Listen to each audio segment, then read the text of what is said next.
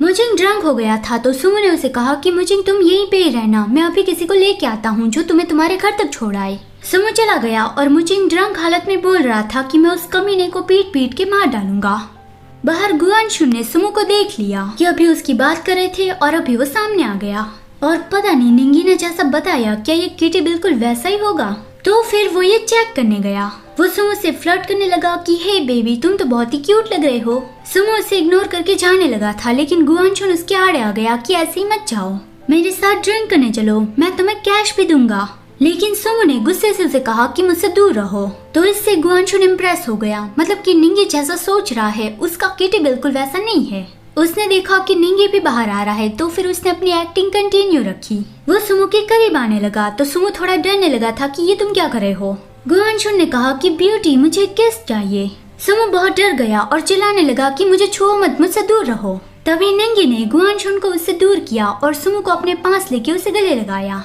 गुआनशुन वो देखकर स्मिर्क करता है और निंगी ने गुस्से से कहा कि उससे दूर रहो, ऐसा कभी करने की सोचना भी मत। उसने सुमो से पूछा कि तुम ठीक तो हो और फिर वो उसका हाथ टाइटली पकड़ के उसे अपने साथ ले जाने लगा। गुआनशुन यहाँ पे अपनी ही तारीफ करने लगा था कि दूसरे के फायदे के लिए मैंने अपना बलिदान दे दिया, मेरे जैसे इतने अच्छे लोग पूरी दुनिया में बहुत मुश्किल से मिलते हैं।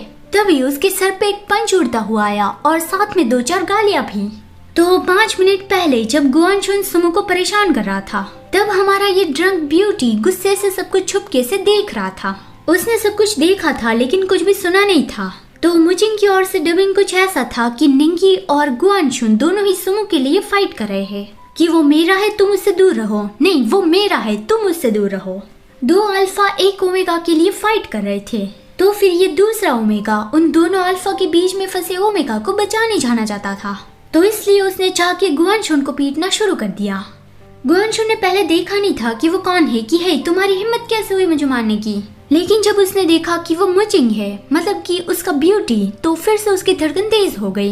मुजिंग उसे अपने जूते से मारने आया कि हे तुम अब भी वहाँ पे क्यों खड़े हो, मैं तुम्हें मार डालूंगा। लेकिन आते आते उससे नींद आ गई। गुआनशुन थोड़ा परेशान हो गया कि अब मुझे क्या करना चाहिए, मेरा ब्यूटी तो मेरी बाहों में ही सो गया। वो उसे उठा के अपने साथ ही ले गया कि मैं उसे यहाँ पे अकेला तो नहीं छोड़ सकता ना। दूसरी ओर निंगी की कार में सुमो भी था और उसे बहुत ही ऑकवर्ड महसूस हो रहा था।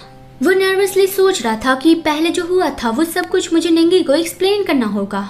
लेकिन जैसे उसने निंगी को बुलाया उसके पेट से भूख की आवाज आई। उससे बहुत ही ऑकवर्ड फील होने लगा। तभी निंगी ने पूछा कि तुम्हें भूख लगी है। सुमो ने मना किया लेकिन फिर से उसके पेट से भूख की आवाज आई। वो लोग 4th स्ट्रीट से गुजर रहे थे तो फिर निंगी ने गाड़ी रुकवाई और सुमो बाहर गया कि मैं बस थोड़ी देर में खाना लेके आता हूँ।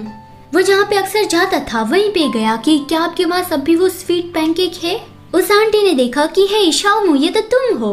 वो स्वीट पैनकेक तो सारे बिक गए हैं लेकिन तुम बस थोड़ी देर रुको, मैं अभी तुम्हारे लिए बना देती हूँ।